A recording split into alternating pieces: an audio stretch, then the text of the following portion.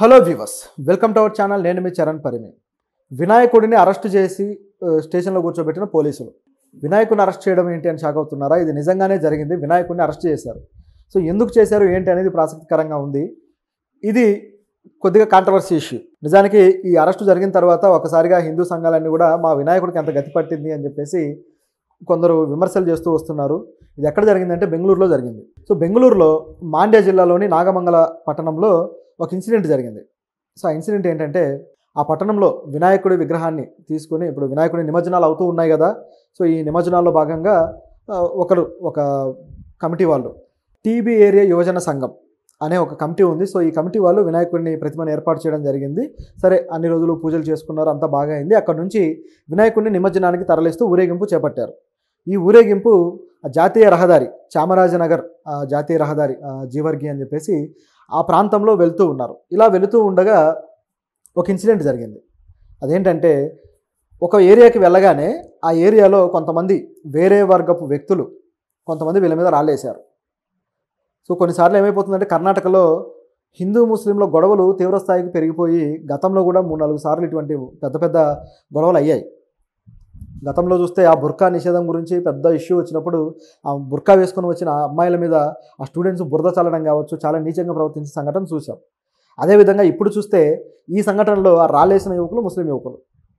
అంటే ఎందుకు కులాల పేర్లు మతాల పేర్లు చెప్పాల్సి వస్తుందంటే, ఇంకా మనం మతమౌఢ్యంలో ఉండొద్దు అని అర్థం చేసుకోవడం కోసం చెప్పాల్సి వస్తుంది. ఏ మతం చేసినా తప్పే. ఏదైనా అవతలి మతం వాళ్ళు చేస్తూ ఉన్నారంటే దాన్ని సెలబ్రేట్ చేయాలి కానీ, లేదంటే కనీసం దాన్ని గౌరవించాలి, అంతేగాని ఇలా చేయడం తప్పు. గతంలో హిందూ సంఘాల వాళ్ళు అదేవిధంగా ఆ మహిళల విషయంలో ప్రవర్తించారు. ఇప్పుడు చూస్తే ఈ ముస్లిం యువకులు ఈ విధంగా తప్పుగా ప్రవర్తించారు. ఇద్దరిని తప్పుపట్టాల్సిందే. ఇందులో ఒక మతానికి సంబంధించి ఏదో ఒక మతాన్ని టార్గెట్ చేస్తున్నట్టుగా కూడా కాదు. అయితే ఇక్కడ గమనించి చూస్తే, ఇప్పుడు మన హైదరాబాద్లో అయితే ముస్లింలు, క్రిస్టియన్లు, హిందువులు అందరూ కలిసి ఒక వినాయకుడిని పెడితే చాలా గొప్పగా సెలబ్రేట్ చేస్తున్నారు. అసలు ఆ పండగ అక్కడ అసలైన పండగ కనిపిస్తుంది. మత సామరస్యానికి ఒక ఎగ్జాంపుల్గా ఆ విగ్రహం నిలబడింది. చాలా ఛానల్స్లో కూడా వచ్చి ఉంటుంది, మీరు చూసే ఉంటారు. మరీ అంత భక్తి చూపించలేకపోయినా కనీసం గౌరవించి ఉండడం అనేది అవసరం. ఎందుకంటే మన భారతదేశంలో అటువంటి సహృద్భావ వాతావరణం లేకపోతే ఈ దేశ లౌకిక స్ఫూర్తికే దెబ్బ తగులుతుంది. ఇక్కడ అదే జరిగింది. మొత్తానికి వాళ్ళు రాళ్ళేయడంతో ఇక తిరిగి వీళ్ళు కూడా రియాక్ట్ అయ్యారు. ఒకరి మధ్య ఒకరికి బాహాబాహి జరిగాయి. పెద్ద గొడవ, అల్లర్లు చెలరేగాయి. ఈ అల్లర్లు బాగా చెలరేగిన తర్వాత మొత్తానికి పోలీసులు వచ్చి మొత్తం దాన్ని సద్దుమణిగేలాగా ఏవో చర్యలు తీసుకున్నారు. అయిపోయింది. దీనికి సందర్భంగా ఇక నిరసన తెలియజేయాలని చెప్పేసి ఈ హిందూ సంఘాల వాళ్ళంతా భావించారు. అంతే కదా, వాళ్ళ మీద అకారణంగా రాళ్ళేస్తే వాళ్ళు ఎందుకు ఊరుకుంటారు? నిరసన తెలియజేస్తారు. సో నిరసన తెలియజేస్తూ మళ్ళీ ఆ చామరాజనగర్ మెయిన్ రోడ్డుకి వచ్చి నిరసన తెలియజేస్తూ వెళ్తున్నారు.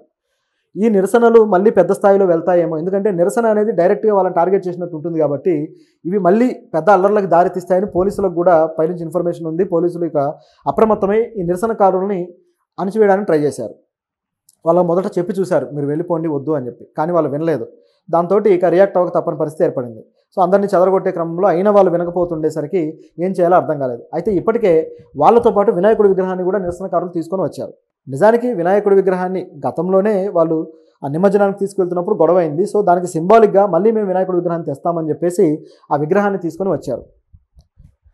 ఇలా నిరసనకి వాళ్ళు మతాన్ని ఉపయోగించినట్టుగానే అయింది. చివరికి అక్కడికి వచ్చిన తర్వాత ఆ నిరసన పెద్దదయ్యి పోలీసులకు ఏం చేయాలో అర్థం కాలేదు.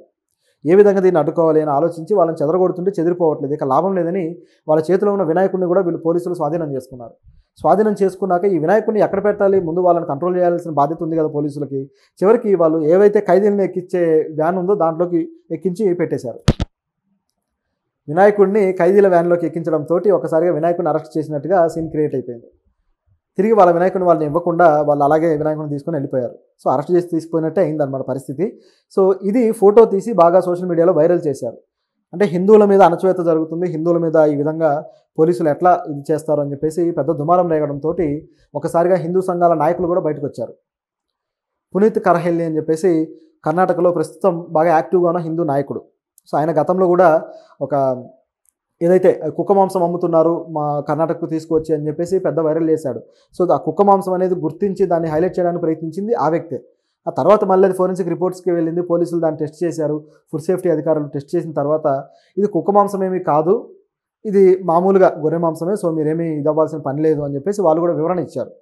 అట్లా వాళ్ళ నుంచి సర్టిఫికేట్ కూడా రావడం జరిగింది. అయితే దీన్ని ఒక విధమైన వివాదంగా మార్చి ఒక వర్గాన్ని తప్పుగా చూపించడం కోసం అతను ప్రయత్నించినట్టుగా ఆ ఇష్యూలో మనకు కనపడింది. ఇక్కడికి వచ్చి చూస్తే ఈ విషయంలో దీన్ని పోస్ట్ చేసి ఇట్లా కర్ణాటకలో హిందువుల మీద ఇటువంటి జరుగుతుంది, వినాయకుడిని అరెస్టు చేసిన చరిత్ర ఈ బెంగళూరు పోలీసులకే దక్కుతుంది, వీళ్ళు ఇక చరిత్రలో నిలిచిపోతారు అని చెప్పేసి ఆయన పెద్ద ట్వీట్ ఒకటి రాసి ఆయన పెట్టడంతో అది కూడా బాగా వైరల్ అయిపోయింది.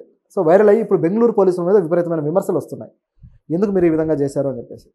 సో నిజానికి ఇది కూడా ఒక విధమైన తప్పే. ఎందుకంటే ఎప్పుడైనా మతం పరంగా నిరసన జరిగినా సరే నిరసన కోసం దేవుణ్ణి వాడడం అనేది నిరసనకారులు చేసిన పొరపాటు అయితే, ఆ దేవుడికే అరెస్ట్ చేసినంత పని చేసి వీళ్ళు చేసింది కూడా అటువంటి పొరపాటే. ఎందుకంటే మతపరమైన సెన్సిటివ్ భావాలని హర్ట్ చేసినట్టు అవుతుంది. ఇది ప్రమాదకరం. నిజానికి గతంలో ఒక సంవత్సరం క్రితం అనుకుంటా పంజాబ్ ఎలక్షన్స్కి ముందుగా ఒక ఇన్సిడెంట్, ఖలిస్తాన్ ఉద్యమం అప్పుడప్పుడే బాగా మళ్ళీ రూపుదాల్చుకొని తీవ్ర స్థాయిలో వెళ్ళింది. ఆ టైంలో పంజాబ్ ఉద్యమాన్ని అప్పుడు బాగా కీలకంగా నడిపిస్తూ ఉన్న ఒక యంగ్ లీడర్, ఆ లీడర్ ఏం చేశాడంటే పోలీస్ స్టేషన్ చుట్టుముట్టాలి అని చెప్పేసి అతను ఏదైతే గురు గ్రంథ్ సాహిబ్ ఉంటుందో ఆ గ్రంథాన్ని పట్టుకొని అతను వచ్చాడు. మొత్తం తన నిరసనకారులు 100 మంది ఉన్నారు, చేతిలో ఏమో గ్రంథం ఉంది, పవిత్ర గ్రంథం. ఎవరి మతానికి వాళ్ళ గ్రంథం పవిత్ర గ్రంథమే కదా. సో ఆ గ్రంథాన్ని పట్టుకొని వచ్చాడు. ఇప్పుడు పోలీసులు వాళ్ళ మీద ఏమన్నా లాఠీ చార్జీలు చేసినా, నిరసన తెలియజేసినా ఈ గ్రంథం చేతుల నుంచి కింద పడిపోతుంది. అప్పుడు వాళ్ళకి అది ఇంకా ఎమోషనల్గా బ్లాస్ట్ చేసినట్టు అవుతుంది. వాళ్ళు మొత్తానికి బస్ట్ అయిపోయి పోలీసులని ఇక పీస్ చేసేస్తారు. అంతటి ప్రమాదం క్రియేట్ చేసే ఉద్దేశం అతనికి ఉంది. పోలీసులు తమని కనీసం టచ్ కూడా చేయకూడదు, ఈ నిరసన సాఫీగా జాగాలని, పోలీసులను మొత్తం ముట్టడించాలి అని చెప్పేసి అతను భావించి ఇటువంటి ఎమోషనల్ బ్లాక్మెయిల్ కింద ఈ గ్రంథాన్ని పెట్టుకుని వచ్చాడు. అయితే మొత్తానికి పోలీసులు అక్కడ ఏమీ మాట్లాడలేకపోయారు, పోలీస్ స్టేషన్ ముట్టడించారు, నానా రభస చేశారు. అది విజయవంతం చేసుకొని అతను వెళ్ళిపోయాడు. ఆ తర్వాత మళ్ళీ పోలీసులు అతన్ని ట్రేస్ చేసి దాదాపు 15 రోజుల పాటు తిరిగి అతను అరెస్ట్ చేశారు.